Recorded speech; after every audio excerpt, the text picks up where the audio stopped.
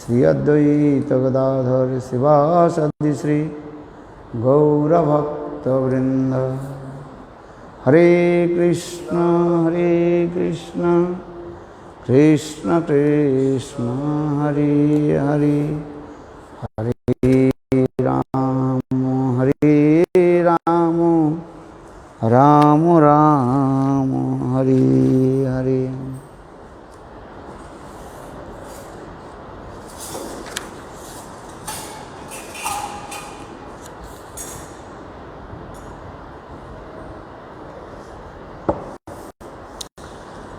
श्री श्री मनोशिक्षा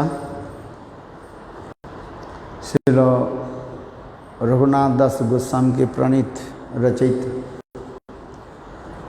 मनोशिक्षा हम लोग श्रवण कर रहे हैं, जिसमें रघुनाथ दास गोस्वामी अत्यंत आरती और उत्कंठा के साथ जुगल सरकार राधा कृष्ण के चरण कमलों में अपने पुष्पांजलि के जो है निवेदन कर रहे हैं।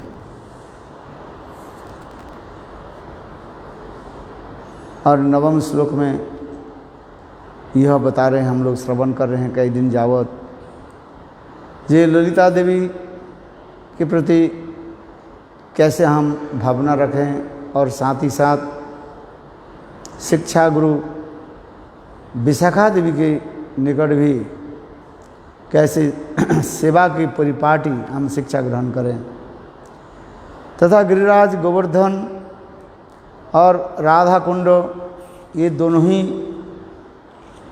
राधा कृष्ण का दर्शन कराने वाली तथा उनके चरण कमले मनोहर रति प्रदा के रूप में सदा सर्वदा स्मरण करें।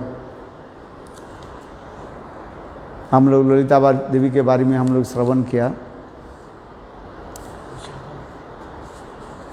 और विशाखा देवी के बारे में भी प्रातः काल में हम वर्णन किया।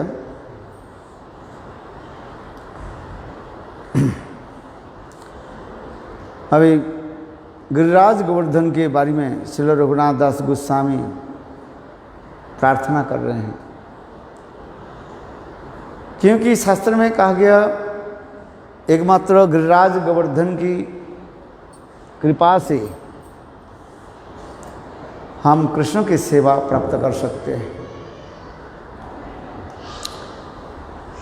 क्योंकि महतेर कृपा बिना कोनो कर्म भक्ति नय, कृष्ण भक्ति दूरे रहु संसार नहीं खाए।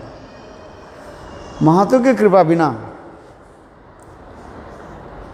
संसार दशा हम नष्ट नहीं हो सकता है, क्षय नहीं हो सकता है। जब तक हृदय में संसार की सुख भोगने के लिए इच्छा रहेगी, तब तक जीव यह अपराजित दिव्य राधा गोविंद की लीला रस माधुर्य आस्वादन करने के लिए संभव नहीं है। इसलिए रघुनाथ दास गोस्वामी कह रहे हैं, ब्रज में श्रेष्ठ महत कौन है? गिरिराज गोवर्धन, जिन्हें प्रभुत्व रूप में कृष्ण के समस्त प्रकार की सेवा आदि किया है। गिरिनिप हरिदास श्रेणी वर्जेति नामा अमृतम इदं मुदितं श्री राधा वक्त्र चंद्रत ब्रज तिलक क्लप्ते क्लिप्त वेद स्फुटंग में निज निकट निवासनम देहि गोवर्धनतम। गोवर्धन बस प्रार्थना दशक ग्रंथ में श्री रघुनाथ दास गोस्वामी गिरिराज गोवर्धन के निकट अत्यंत काकू स्वर से प्रार्थना कर रहे हैं, दीनहीन होकर के। क्यों कि किस प्रकार गिरिराज गोवर्धन जुगल सरकार की सेवा आदि की है। प्रमोद मदन लीला कंद रे कंद वंदम इतकील करुणार्थ लग्न कस्तो दयोर में निज निकट निवासनम देहि गोवर्धनतम। है जितने भी हमारे रसिक आचार्य जो है सभियों ने गिरिराज गोवर्धन की एक विशेष महत्व बताया है। श्रीमद् भागवत में सुखदेव गोस्वामी पाद वेणुगीत कथा प्रसंग में स्वयं राधा जी की मुखारविंद से गिरिराज गोवर्धन की महिमा वर्णन किया, जिससे सुखदेव गोस्वामी परीक्षित महाराज की कथा सुनाया। हंताय अद्री अबला हरिदास वर्ज जद राम कृष्ण चरण स्पर्श प्रमोदम मानं तनति सह गोपगणै पानीय सुजवस कंद्र कंदमूलै हंताय अद्री अबला हरिदास वर्ज जद राम कृष्ण चरण स्पर्श प्रमोद। है इस श्लोक में संग राधा जी अत्यंत आश्चर्य होकर के वर्णन कर रहे। ये सखियों चलो हम लोग अबला है, अबला माने कोई बल नहीं हमारा, इसलिए हम लोग क्या करें, सर्वश्रेष्ठ महान सेवक गिरिराज गोवर्धन की चरण आश्रय करें। ये लिख रहे हंता उद्री अबला हरिदास वर्जो, समस्त हरिदासों में श्रेष्ठ गिरिराज गोवर्धन है, क्योंकि गिरिराज गोवर्धन जैसे सेवा की न भूतो न भविष्यति, और किसने ऐसी सेवा नहीं किया है। गर्मी के समय सुंदर सुशीतल स्निग्ध झरना प्रकाश कर देते थे, जिससे सखा लोग गर्मी के समय परिश्रांत होकर के, तृष्णार्त होकर के और गिरिराज गोवर्धन के झरना के जल पान करते थे। गायों जो है गिरिराज गोवर्धन की छाया में विश्राम करते थे। कभी कभी सखा लोग सखाओं के साथ गिरिराज गोवर्धन की कंदराओं में अनेक प्रकार जो है लुके छिपी है, क्या बोलते हैं, ये समझ जो है खेल खेलते थे है। इसलिए प्रमोद मदन लीला और अनेक प्रकार की जो है प्रमोद लीला मदन लीला आदि गिरिराज गोवर्धन की कंदरा में प्रकाशित है। और गिरिराज गोवर्धन मानो साक्षात उसके साक्षी रूप में है, साक्षी निदान के लिए राधा आदि गोपियों के साथ और कृष्ण के साथ जो दान के लिए लीला, ये गिरिराज गोवर्धन की निकट हो गई। इसलिए ये समस्त लीला गिरिराज गोवर्धन की तलाटी में ही इसलिए करें। हे गिरिराज गोवर्धन, देखो श्रीमती राधा के मुख चंद्र से भी वर्णन किया गया, हंता उद्री अबला हरिदास वर्ज इत्यादि रूप में आपका, आप हरिदास की श्रेणी में श्रेष्ठ है। श्रीमद् भागवत में 3 हरिदास के नाम बताया गया। एक युधिष्ठिर महाराज, दूसरी उद्धव, श्रीमान उद्धव जी जो ब्रज में पधारे और ब्रजवासियों के प्रेम तथा श्रीमती राधा के प्रेम माधुर्य दर्शन करके बार बार सिर नतमस्तक होकर के सिर झुकाई हुए कैसे स्तव स्तुति आदि करने लगे हैं। ब्रज में लता गुल्म होने के लिए भी कितने प्रार्थना आदि की है। असामु चरण रेणु जुसामु साम वृंदावन किंग भी गुल्म लतो सुजनाम जा दुष्ट जसोजना आर्य पतंच हित्वा भेज मुकुंद पदभी श्रुति भी विग्राम है। श्रुतियों के जो अन्वेषणीय वस्तु जो है, खोजने की वस्तु, और उद्धव वही वस्तु प्राप्ति करने के लिए गिरिराज गोवर्धन में के श्रीमती राधा के निकट प्रार्थना अधिकार है। इसलिए उद्धव के कहा जाता है हरिदास तर कहा जाता है। और हरिदास तम कौन है? सर्वश्रेष्ठ हरिदास ना गिरिराज गोवर्धन है। क्या बोला? युधिष्ठिर महाराज कहता है हरिदास, और उद्धव के कहा जाता है हरिदास तर। और हरिदास तम श्रेष्ठ वर्ज्य, ये गिरिराज गोवर्धन है। इसलिए कह रहे हैं ये अतः गोवर्धन आप मुझे अपने ही निकट निवास स्थान प्रदान करने की कृपा करें। तात्पर्य यह है कि अपने चरणों में स्थान देकर भी मेरे हृदय में राधा कृष्ण जुगल की इसी चरण कमल में रति उत्पन्न करें। और फिर अंत में राधा कुंड और श्याम कुंड की भी प्रार्थना की, क्योंकि राधा कुंड और गोवर्धन के दर्शन स्मरण और महिमा कीर्तन आदि से रागानुगा प्रेम भक्ति की प्राप्ति होती है ना। रागानुगा साधक इस समस्त स्मरण करते रहें, चिंतन करते रहें,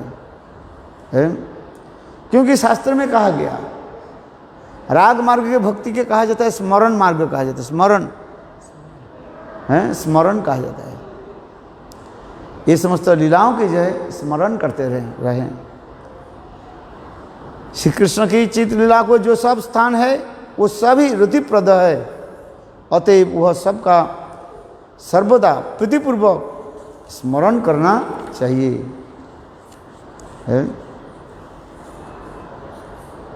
विशेष करके सर्वोत्तम स्थान राधा कुंड के यहाँ पर भी वर्णन हो रहा है। वृंदा विपिनं सुरमपि तस्य मानसी गोवर्धनम, वृंदा विपिनं सुरमपि श्रीमान गिरिराज गोवर्धन का, वृंदा विपिनं सुरमपि तस्य मानसी गोवर्धनम है। वृंदावन की शोभा क्या है, महत्व क्या है? जहाँ पर गिरिराज गोवर्धन है।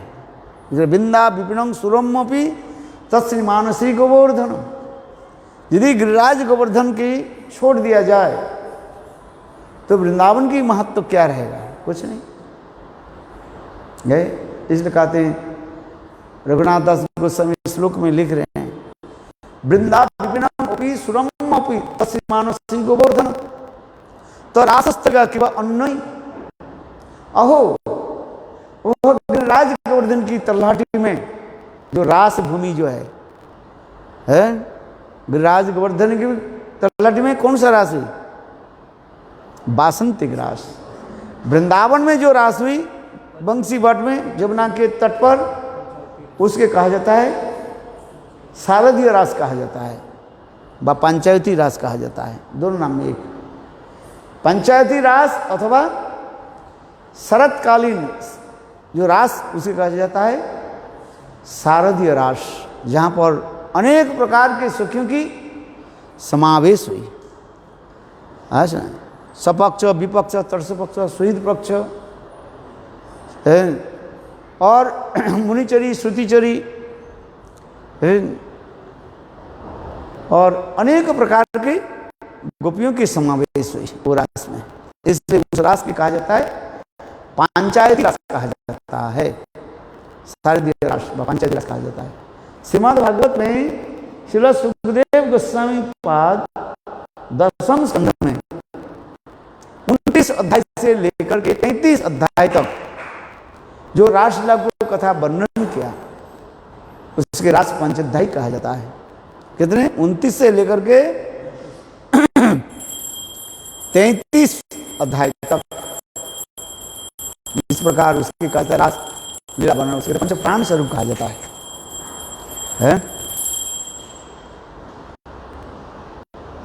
किंतु उससे अपेक्षा श्रेष्ठ रास कृष्ण गिरिराज गोवर्धन की तलाटी में प्रकाश किया।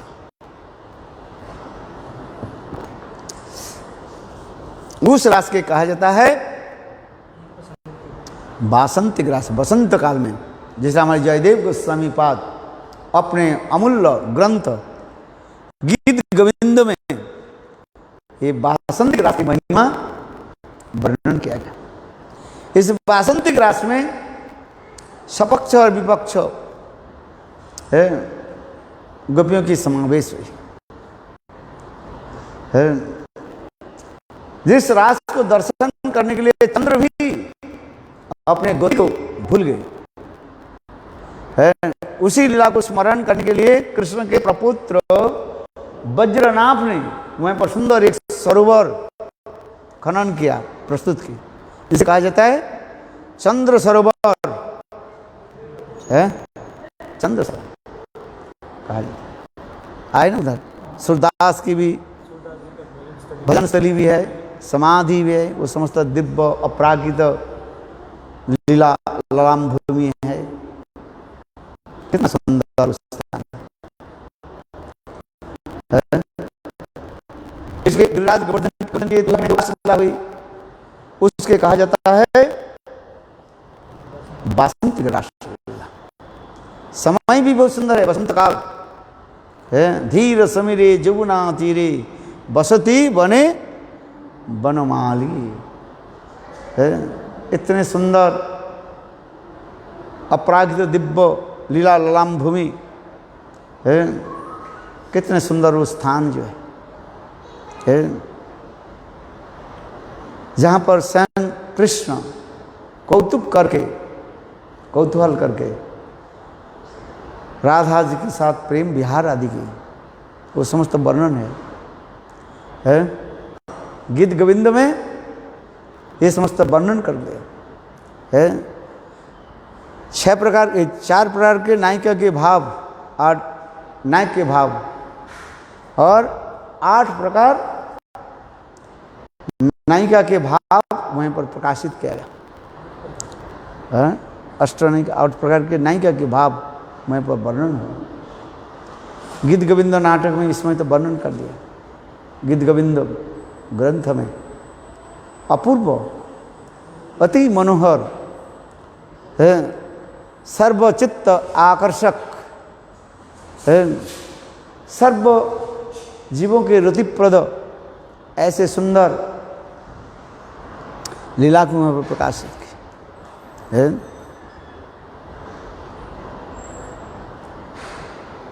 तो कहने की तात्पर्य है कृष्ण के गिरिराज गोवर्धन की तलहटी जो है वो भी सर्वोच्च स्थान माना जाता है।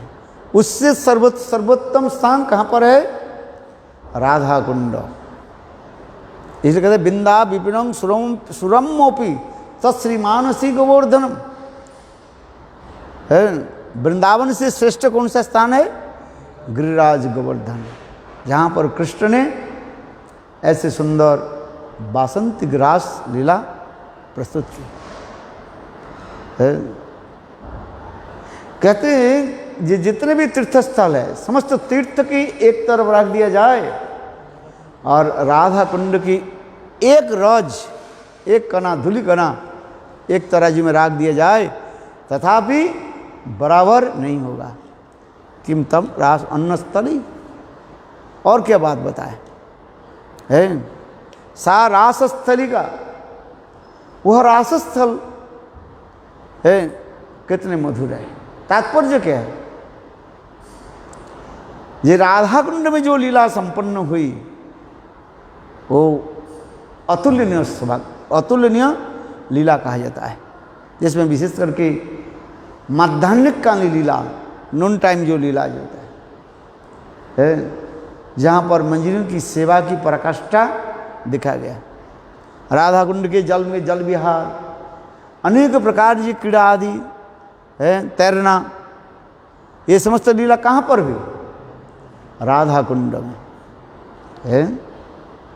इसलिए कहते हैं ललित और रतिदत्त राधा कुंड के स्मरण करो, अर्थात राधा कृष्ण जुगल की चरण कमल में ललित रोति प्रदान करने वाली राधा कुंड का स्मरण करो है, ये बताते जा रहे हैं। क्योंकि जहाँ पर केवल मात्र सपक्ष गोपियों की समावेश है। विपक्ष चंद्रावली की भी वहीं पर प्रवेशाधिकार नहीं है। आचार्य ऋषिक आचार्य पादों ने वर्णन किया, बोले राधा कुंड की तट में जो लीला आदि जो है, व राधा कुंड की जल में जो विलास आदि है,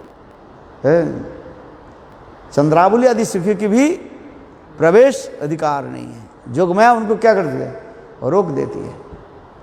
इसलिए राधा कुंड की महिमा वर्णन होती जा रही है। इसलिए कहते हैं ये राधा कुंड की महिमा क्या वर्णन करे।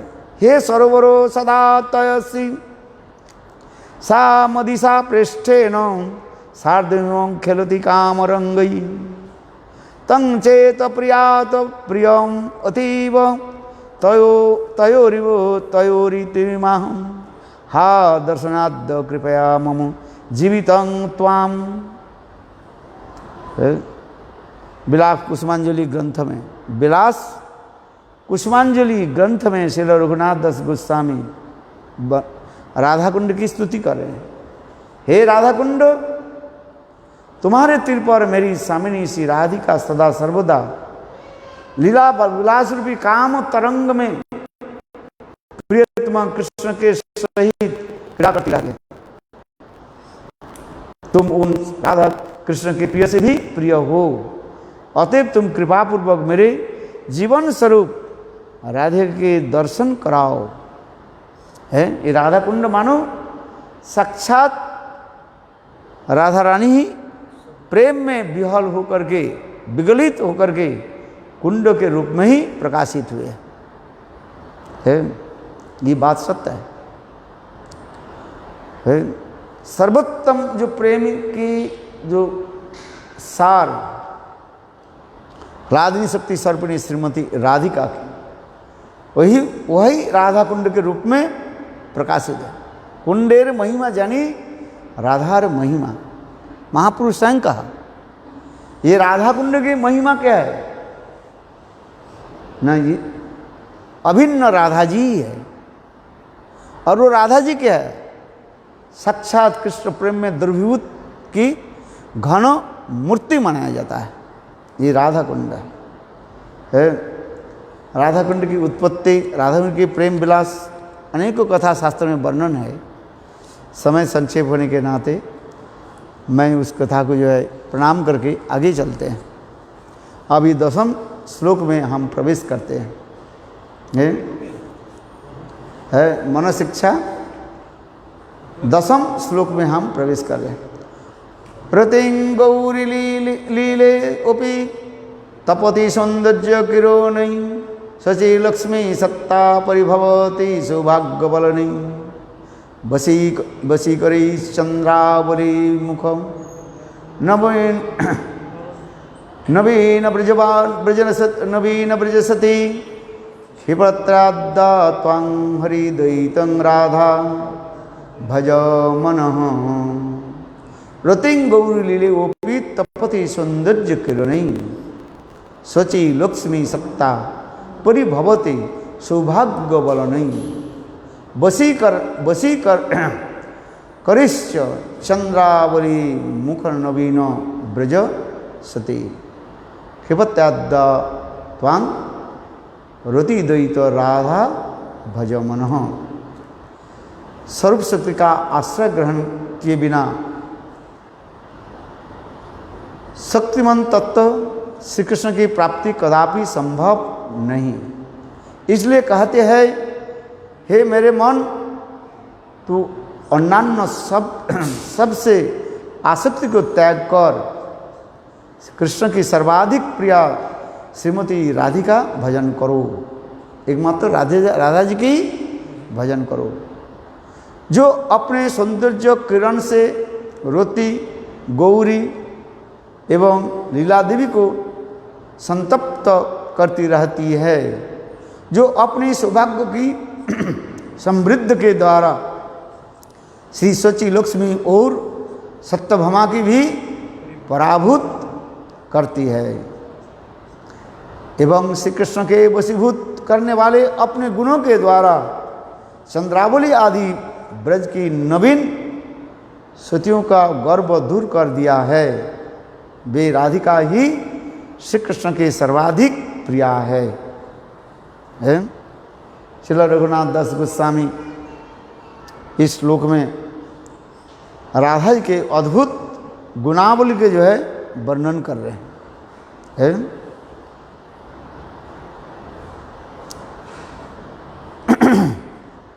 बहुत सुंदर भाव माधुर्य धीरे धीरे रघुनाथ दास गोस्वामी अपने हृदय पटल को जो है प्रकाशित कर रहे हैं।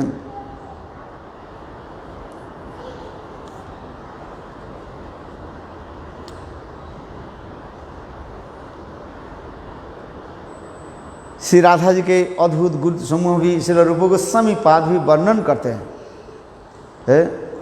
अथ वृंदावने सज्जा कीर्तन्ते प्रवरा गुणा मधुर एवं नववत्सास चंचल अपांग उज्ज्वल उज्ज्वल स्मिता चारु सौभाग्य रेखाढ़ गंधोदमादिता माधवा संगीत प्रभा विभिज्ञ रम्मांग बांग नर्म पंडिता विनीता करुणा पूर्णा विदग्धा पाटावर्णिता लज्जाशिला सुमर्यादा धैर्य गंभीर गंभीर्यशालिनी सुविलासा महाभाव परम उत्कर्ष तर्षिणी गोकुल प्रेम सतीर सतीर जगत श्रेणी रसदजसा गुणार्पिता गुण स्नेह सखी प्रणयिततावशा कृष्ण प्रियावली कृष्ण प्रिया अवल मुखा संतता श्रवणम केशवा बहुनांगे गुणास्तस्सा संमुखात हरेति इव। उज्ज्वल निर्मणी ग्रंथ में राधा जी के जो है 25 जो है गुणावली यहाँ पर वर्णन हो रहा है। अब वृंदावनेश्वरी श्रीमती राधे के प्रधान प्रधान गुणों का कीर्तन करता हूँ। वे मधुरा नववयस्का चंचल कटाक्ष वाली उज्जवल मृदु मधुर हास्यकारिणी सुंदर सौभाग्य रेखा युक्ता अपने श्रीअंग सुगंध से माधव के उन्मादित करने वाले, इसलिए उनके नाम है माधव उन्मादिता। संगीत विद्या विशारद, समस्त संगीत विद्या में पारंगत, रम्यवाक इतने सुंदर मधुर वचनों के द्वारा सबके आकर्षित कर लेते हैं। नर्म पंडिता में अत्यंत नर्म वाक्य माने सुंदर वचनों के द्वारा है, हास्य नर्म युक्त वाचक वाक्य के द्वारा, अर्थात हास परिहास में कुशलता है। नर्म पंडिता माने हास परिहास में कुशला। विनीता अत्यंत दीनहीन विनीत और करुणामयी, सबके प्रति करुणा भरी दृष्टि रखने वाली। विदग्धा है, प्रेम की चातुर्य जिसमें है। सुचतुरा लज्जाशीला है, सुमर्यादा, सभी के जो है सम्मान मर्यादा देकर के चलने वाली है। धैर्यशालिनी गंभीर्यमयी सुविशाला है और महाभाव के अतिशय प्राकट्य में परम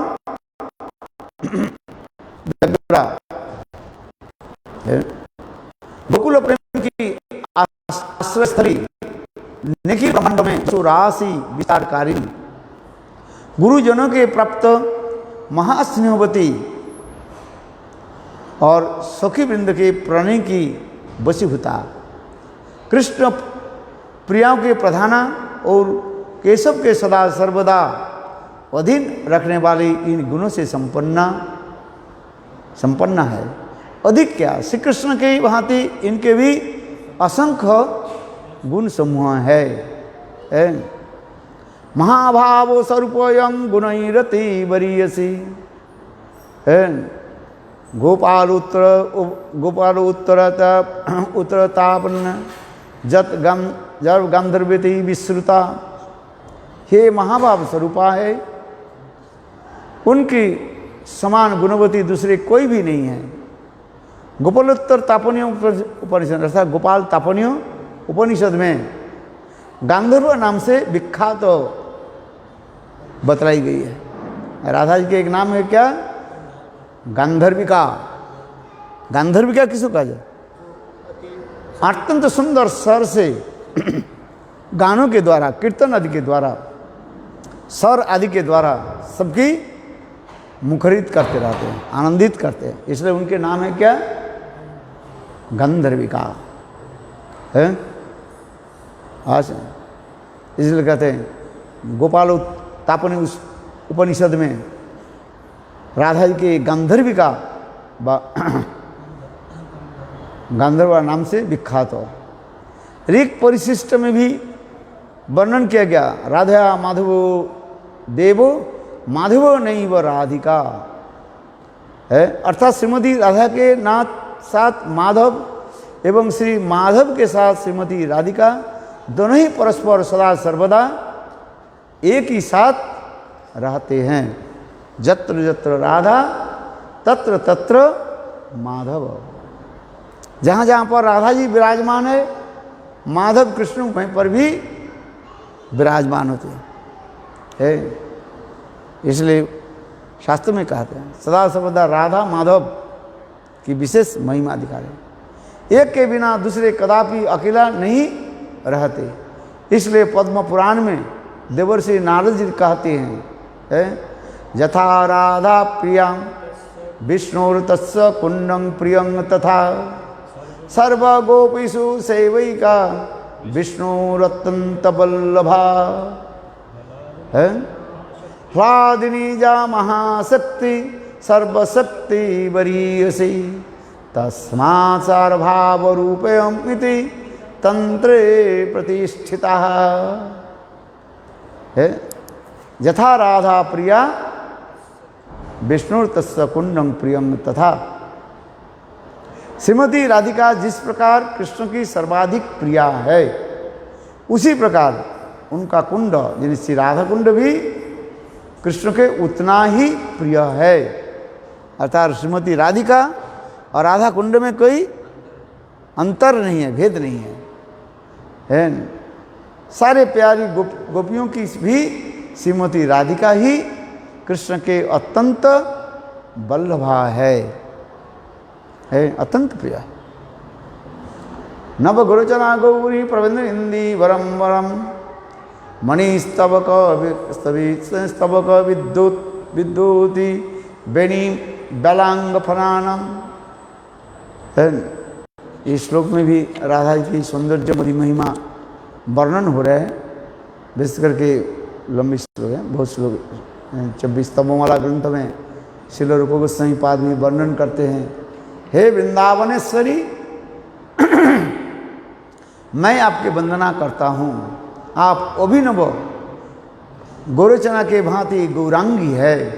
सुंदर नील कमल की तरह आपके नील वस्त्र है। आपके लंबी बेनी के ऊपरी भाग में मणि रत्नों से रचित कवरी बद्ध फणावली काली नागिनी जैसे प्रतीत होती है। ये समस्त राधा जी के सुंदर रूप माधुर्य आदि वर्णन हुए हैं। किस प्रकार राधा जी के चंचल काले घुंघरे वाले केसों की सुशोभित हो रहे, काजल में सुशोभित उनकी नेत्र जुगल कैसी चौड़ी के भांति है, कृष्ण रूपी बालू की सदा सर्वदा पान करते रहते हैं। और किस प्रकार राधा जी के नासिका के अग्रभाग में उत्कृष्ट मुक्ता सुशोभित है, प्रफुल्लित होते रहते हैं, जिनके तिल कुसुम के जैसे आपकी प्रफुल्लित नासिका है। कितने सुंदर राधा जी के दंत राशि दंत पक्ति भी है। अनार के सुंदर चमकली दाने को भांति आपके दंत पक्ति सुशोभित है, लाल लाल आभा युक्त है। इतने सुंदर जो है वर्णन होते जा रहे हैं। रत्न जड़ित तो स्वर्ण मणि के कोरियों के आपके कर्णभूषण है। आपका चिबुक कस्तूरी बिंदु से अत्यंत सुशोभित है तथा आप रत्नमय कंठहार से अलंकृत है। कमल दंड की भांति अतिशय सुंदर आपके दोनों भुजाएं हैं। भुजदंड ग्रीतु कंठ है। स्वयं कृष्ण भी किस प्रकार राधा जी के जो है अपने लंबी भुजाओं के द्वारा है आलिंगन करते हैं। इसकी कथा बहुत सुंदर है। हमारे आचार्य पाद लिखते हैं, वह रासस्थली में समस्त सखियां जब एकत्रित हुई और समस्त सखियां अपने गर्व से अहंकार से सभी कहने लगे मैं सबसे सुंदरी हूं, मैं सबसे सुंदरी हूं। है कि नहीं? समस्त सखियां उसे रासस्थली में कहने लगे, क्या कहने लगे? मैं सबसे सुंदरी हूं।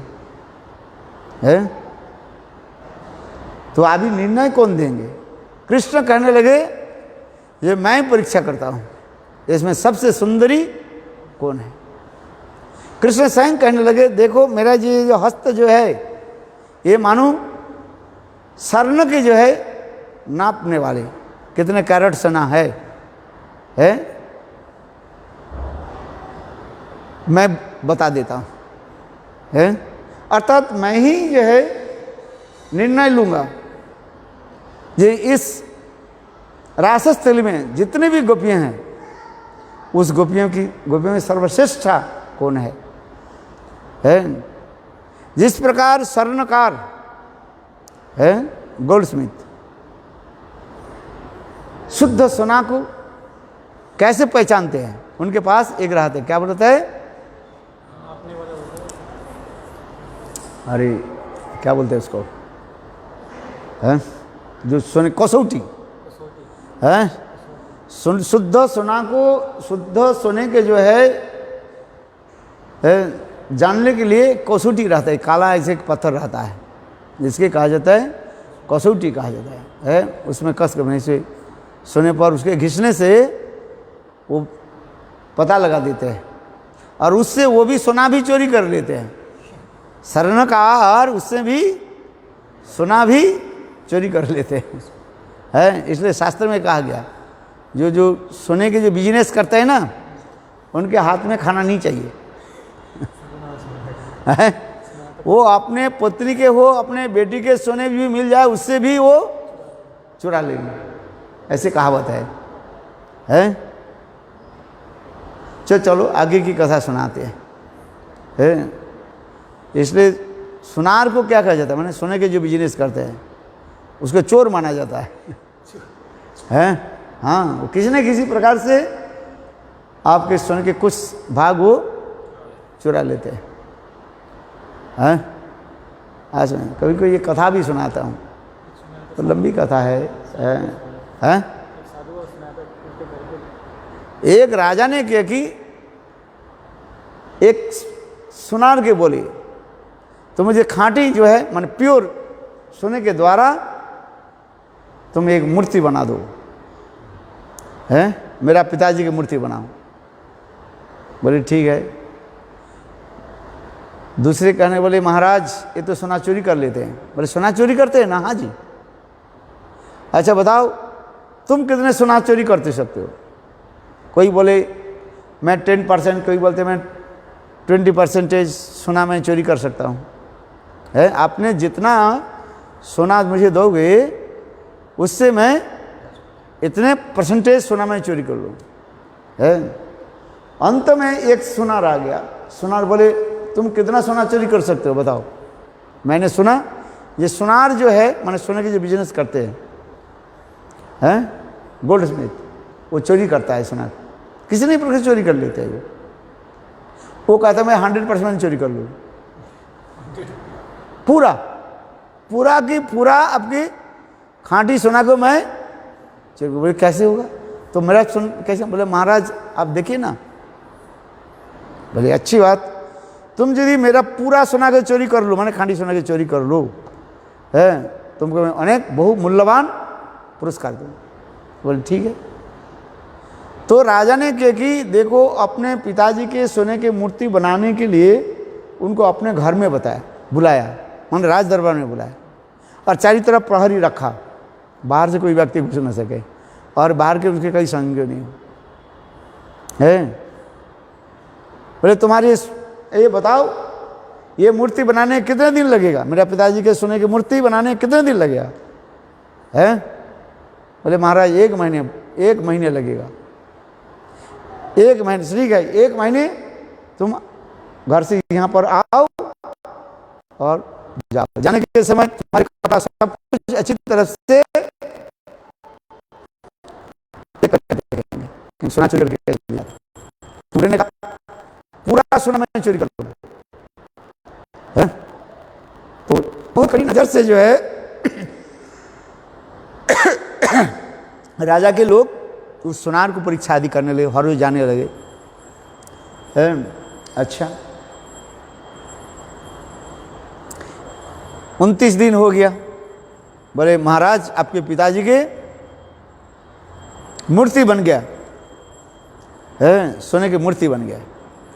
इस मूर्ति जो बन गया काल 30 दिन है, अंतिम दिन है, इसको मैं शोधन करूंगा केवल मात्र। क्या करना है? शोधन करना है बस। राजा बोले अच्छा। बोले क्या चाहिए? बोले दूध चाहिए और दही चाहिए। वो भी दूध दही कैसे? मैंने शुद्ध दही, दूध दही चाहिए। काल के नहीं, अभी दूध दही, दूध लेकर के आप आइए। दूसरे दिन प्रातः काल में राजा ने ठीक किया। अच्छा ठीक है, कितने दूध चाहिए? बोले 1 मन दूध चाहिए, माने 40 लीटर दूध चाहिए। है दूध ले आया। दूध में एक किया, शोधन किया, मैं डुबाया, और डुबा करके राजा को दे दिया। क्या दिया? राजा के पिता की जो स्वर्ण मूर्ति दे दिया है। बोले महाराज आप इसको चेक करके देखिए, है ये खांटी सोना है कि नहीं है, मैं चोरी किया कि नहीं, कि आप देखिए। राजा ने दूसरे सुनार को बुलाया। बोले बुला करके बोले देखो तो ये सब है खांटी सोना किसको कहते हैं? 24 कैरेट खांटी सोना कहा जाता है। बोले महाराज इसमें एक भी सोना भी नहीं है सब। राजा आश्चर्य हो गया। बोले तुम कैसे सोना चोरी कर लिया बताओ? बोले मैं नहीं कहते महाराज, तुमको तो जाने तो नहीं दिया, ये तुम हर रोज जाते थे परीक्षा करके। 29 दिन तुमने कार्य किया, काम किया, और आने जाने के समय हम तुम्हें अच्छी तरफ से चेक किया, तुम चोरी कैसे किया ये बात बताओ। वो सुनार बोले महाराज मैं बताता हूँ, मैं आपके जो सोने के जो यहाँ पर बनाए वो बनाया है, और साथ ही साथ मेरे घर में मैं एक नकली सोना के द्वारा आपके पिताजी की मूर्ति भी बनाया। समझ में? ये महाराज जो ये 1 मन जो दूध लेकर गए थे, जो दूध दे गए थे वो मेरा ही व्यक्ति था, और मैंने उसके प्लान करके वही नकली सोना जो मैं घर में बनाया रात को जो बनाते था वही उसके दूध में दे दिया। और फिर क्या कि लाने के समय है वो हो गया, दूध शोधन हो गया है, और वो नकली सोना के द्वारा मेरा जो मैं घर में जो सोना बना मूर्ति जो आपके बनाया उसको दूध से उठाया, और आपके पिताजी के असली सोना जो है वो पुनः मैं दूध में डाल दिया। तो आपने कहा ये दूध को वापस ले जाओ, कोई ज़रूरत नहीं है। वो जो व्यक्ति था वो मेरा ही व्यक्ति था। समझ में? बोले सुनार इतने बुद्धिमान होते हैं, सारे सोना के चोरी कर लेते हैं।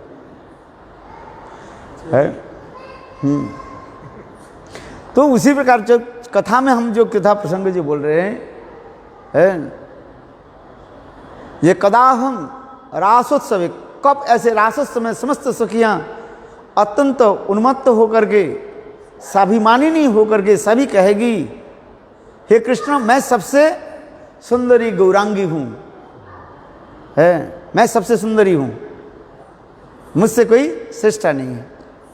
तब उस समय कृष्ण कहने लगे देखो इसमें सबसे सुंदरी कौन है, मैं ही निर्णय लूँ। कैसे ना, मैं अपने सुंदर भुजाओं के द्वारा, जो कसौटी रूप भुजा जो है, अर्थात सोने के, शुद्ध सोने के नापने वाले जो शुद्ध कसौटी जो है वो मेरा हाथ है, इसलिए सब सखी को मैं अपने लंबी भुजाओं के द्वारा एक एक करके उठाऊंगा और उस कसौटी से मैं कस करके मैं अंत में ही निर्णय दूंगा। तो कृष्ण उसी समय रास तले हुए सब सखी के जो है अपने हाथों के द्वारा है उनके वक्षस्थल के पकड़ करके ऊपर उठाया और अंत में रख दिया। अंत में कृष्ण कहने लगे ये सर्वश्रेष्ठा कौन है, श्रीमती राधिका। बोलो राधा रानी की जय। इस प्रकार हमारे आचार्य पाद ने सुंदर श्लोकों के द्वारा वर्णन किया है। राधा की अनेकों लीला है, ये समस्त लीला कथा जो यहाँ पर भी वर्णन कर रहे हैं। है समय हो गया, चलो 9 बज गया है। श्रील रूप गोस्वामी पाद राधा की अनेकों लीला कथाओं को जो है वर्णन किया गया है।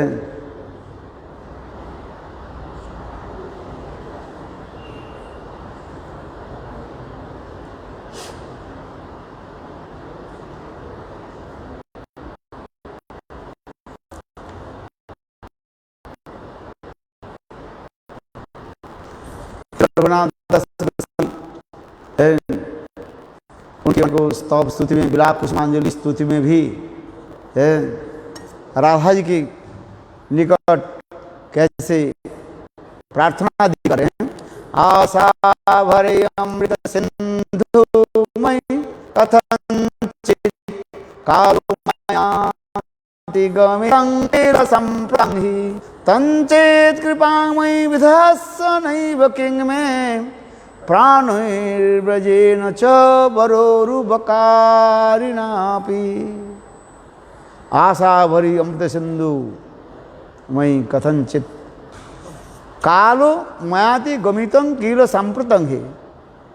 श्री रघुनाथ दास गोस्वामी राधा जी के निकट कैसे एक एक विलाप रूपी पुष्प जो है अंजलि भर करके प्रदान कर रहे हैं।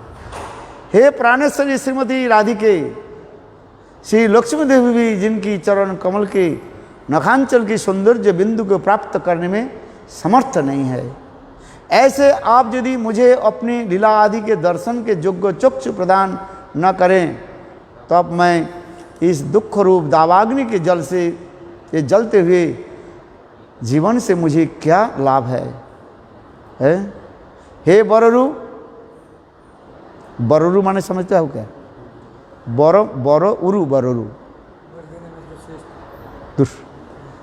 बररु शब्द कहते हैं। बर माने श्रेष्ठ, उरु माने जिनके जंगा अत्यंत सुंदर है, इसलिए कहते हे बररु। है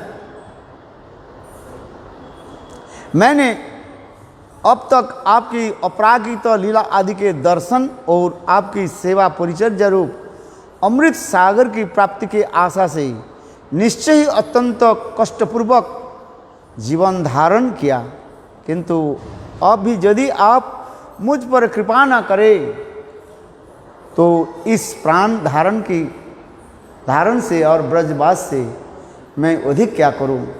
श्री कृष्ण से भी मुझे कोई प्रयोजन नहीं है।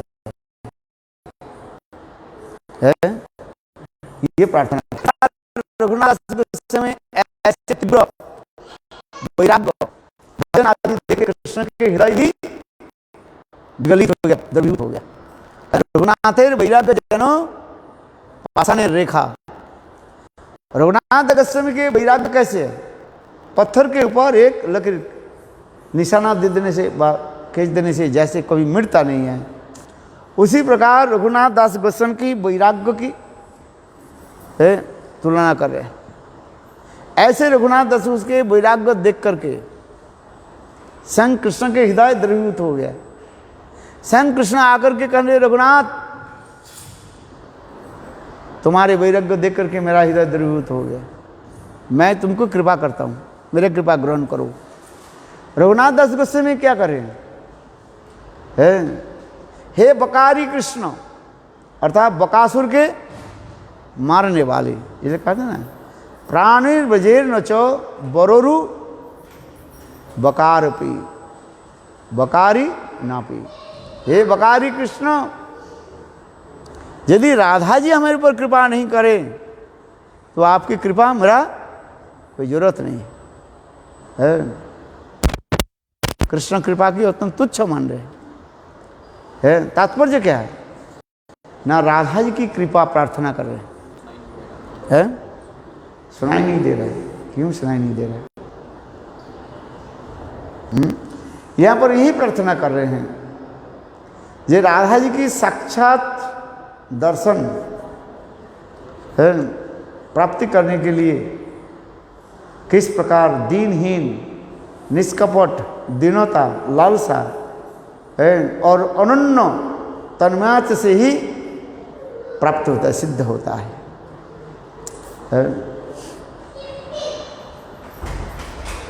सौभाग्यवश अब भगवान जब भक्ति के अहितु की कृपा से यदि किसी व्यक्ति की ब्रजधाम में रोति उदित हो जाए तो उसे रागानुग गुरुदेव से अपना संबंध जानकर अपने योग्य सेवा साधन के लिए सर्वदा उन्हें गुरुदेव का स्वरूपगत तत्व मंजरी का पदाश्रय तथा भजन साधन में ही जानने से जुड़ जाना चाहिए।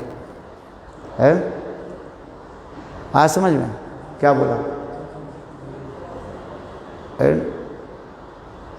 गुरुदेव की कृपा से क्या प्राप्ति होगा? पहले संबंध है, संबंध ज्ञान होगा।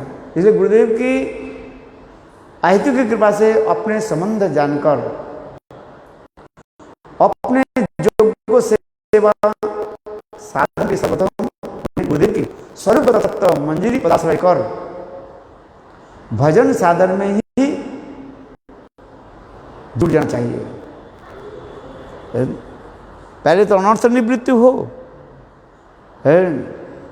हृदय में काम क्रोध आदि दूरीभूत नहीं होने पर ये मंजरी भावों की सेवा प्राप्त नहीं कर सकते हैं। प्रेम निर्मल भास्कर काम अंधतम। हाँ समझिए, काम और प्रेम एक साथ में नहीं रह सकते। रवि रजनी कभू नहीं रहे एक ठाम है। रवि और रजनी दिन और रात एक साथ में नहीं रह सकते। अर्थात काम और प्रेम दोनों एक साथ में नहीं होते। इसलिए जड़ीय काम को क्या करना पड़ेगा? त्याग देना पड़ेगा।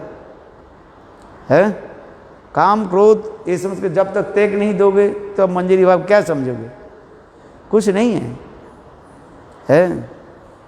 इसलिए यहाँ पर भी हमारे भक्ति विनोद ठाकुर सप्तम गोस्वामी भक्ति विनोद ठाकुर कह रहे हैं कि पहले हृदय को निर्मल करे, स्फटिकवत सच्चा निर्मल करे, हृदय में समस्त प्रकार की जो है काम क्रोध आदि की दूरीभूत करे। हैं इसलिए देखो भजन साधन करते करते मेरे की कृपा होने पर सुखी के निकट सेवा प्राप्ति होती है। इसलिए कहा जाता है गुरु रूपा सखी के ध्यान बताया गया है। गुरुदेव के अहित की कृपा से वो हम मंजरी भाव हमारे हृदय में धीरे धीरे प्रकटित होगा है। इसलिए पुनः सखी की परिचर्या करते करते उनकी कृपा से वृंदावनेश्वरी श्रीमती राधा जी का साक्षात दर्शन मिलता है।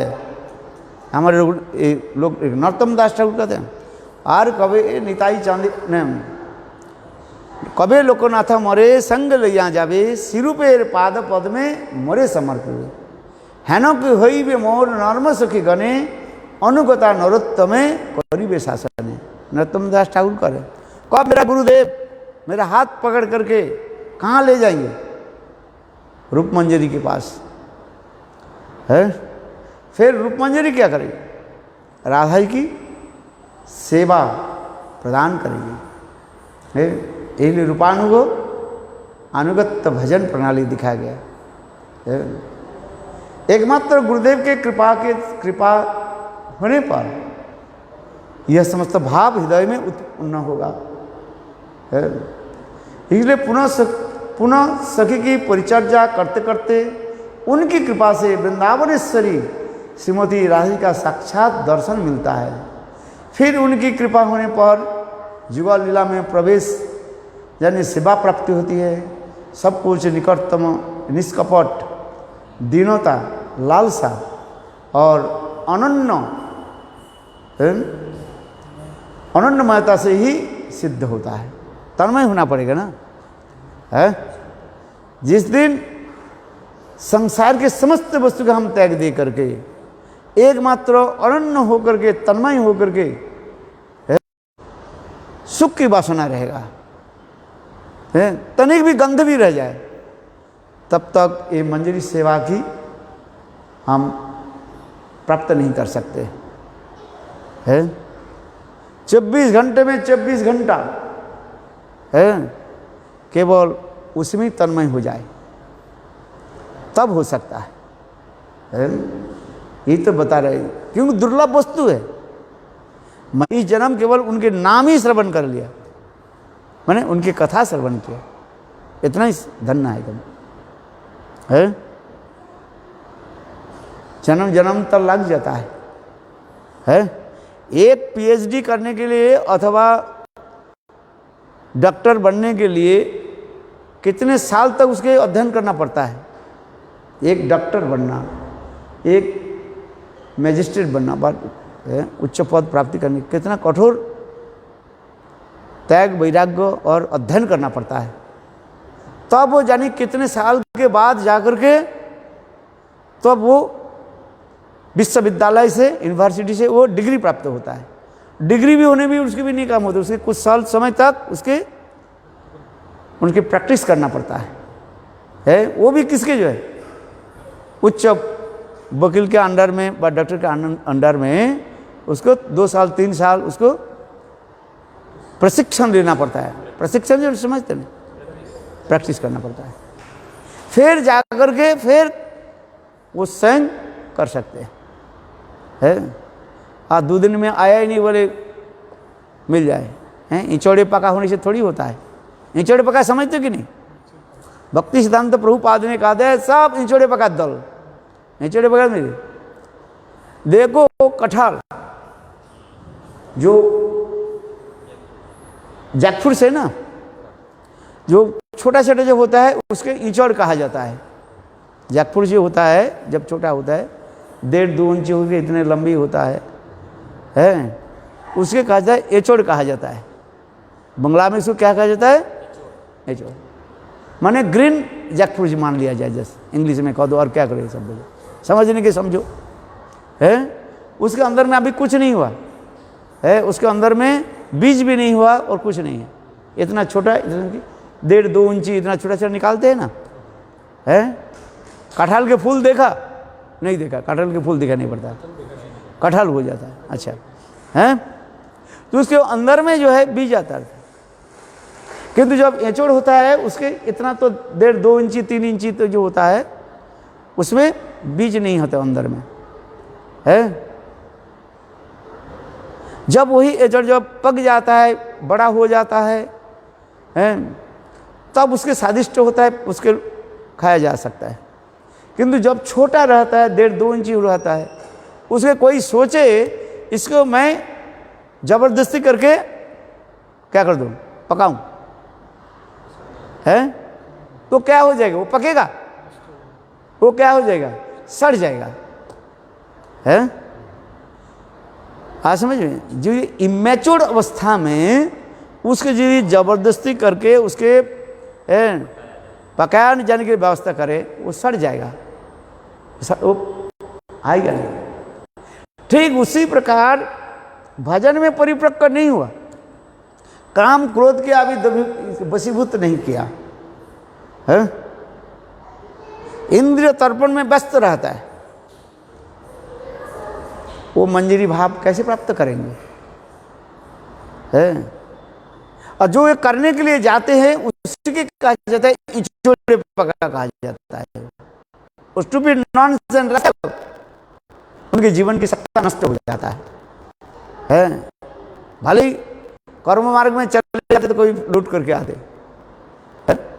चलो ब्रह्म में भी चले जाते तो भी कोई संत महात्मा जाकर के उसको उद्धार कर लेते, किंतु जो ईचड़े पका हुआ होता है ना तो सड़ ही गया है। सड़ा हुआ वस्तु के क्या करेंगे? वो बहुत खतरनाक है, इसलिए कहते हैं ना साधु सावधान है, ऐसे बाबा जी माता जी पिताजी के दल में मत जाओ है, ये ईचड़े पका मत करो, तुम्हारे जीवन की सत्ता नष्ट हो जाएगा। यहाँ पर भी कार्य है, रघुनाथ दास गोस्वामी यही तो कहते जा रहे हैं, धीरे धीरे साधन भजन करके चलो, अपने चित्त निर्माण करो, साधु व्यवहार सीखो है। इसलिए उपदेशामृत के लेकर के चलो है। हाँ समझे, 40 साल तो हम करते करते हमें भी दम निकाल रहे हैं, और तुम एक दिन में मंजरी भाव प्राप्त हो गया। मनुष्य ने स्टूपिड नॉनसेंस रास्कल। हाँ कितने जन्म लग जाता है, चेष्टा करो, भजन करो है। गुरु छाड़ी गोविंद भजे है, जो गुरु के परित्याग करके गोविंद भजन करता है सही पापी नरक के मजे। गुरु छोड़ करके जो मंजरी भाव प्राप्ति करने के लिए ऐसे ही सहज सौखी भेकी दल में चलते हैं, उसके तो नरक में जाना पड़ता है। इसलिए कहा ना गुरु छाड़ी गोविंद भजे सही पापी नरक के मजे, नरक में जाना पड़ता है उसको, कौन रक्षा करेगा है। भगवान के चरण अपराध करने पर गुरु उसके कृपा कर देते हैं, और रुष्टे गुरु तथा, और गुरु रुष्टे न तो उसके कौन रक्षा करेंगे? भगवान रक्षा थोड़ी करेंगे। मंजरी भाव तो बहुत दूर की बात। हाँ नरक में जानी, इसलिए नरक के पथ में मत जाओ। इसलिए मनुष्य शिक्षा के बार बार पढ़ो, उपदेशामृत पढ़ो, एक जन्म साधन करो, भजन करो है। साधन भजन किया ही नहीं, बोले मंजरी भाव, और दूसरे के खींचता है, ये मंजरी भाव प्राप्त हो गया तू भी हमारे साथ आ जाए। तो नरक में गिरता है ना, वो दूसरे के भी खींचता है, मूर्ख है। हाँ ऐसे मूर्ख के पास मत जाओ, साधु सावधान, हमारे प्रभुपाद करें है। एक तो गुरु त्यागी हो जाता है, अपराधी गुरु त्यागी अपराधी है, गुरु अवज्ञा में चले जाते हैं। और दूसरी अभी भजन साधन परिपक्व नहीं हुआ, मंजरी भाव क्या करें? सिद्ध देव, इसलिए कहते हैं अधिकार नालोबिया सिद्ध देव भावे विपर्जय बुद्धि तार शक्तिर अभावे है। अधिकार प्राप्त नहीं करके और मंजरी भाव के चिंतन करना ये अपराध हो जाता है। अधिकार नालोबिया सिद्ध देव भावे विपर्जय बुद्धि तार शक्तिर अभावे। इसलिए मनोशिक्षा ग्रंथ में ये समस्त वर्णन हो रहे, और अभी कितने श्लोक रह गया? 2 श्लोक रह गया है। फिर काल बताइए। बोलो वृंदावन बिहारी लाल की जय है। 10वां श्लोक बहुत सुंदर है। फिर 11 और 12 श्लोक काल बताएंगे। गुरु प्रेमानंदी है। हरे कृष्ण कृष्ण कृष्ण हरे हरे, हरे राम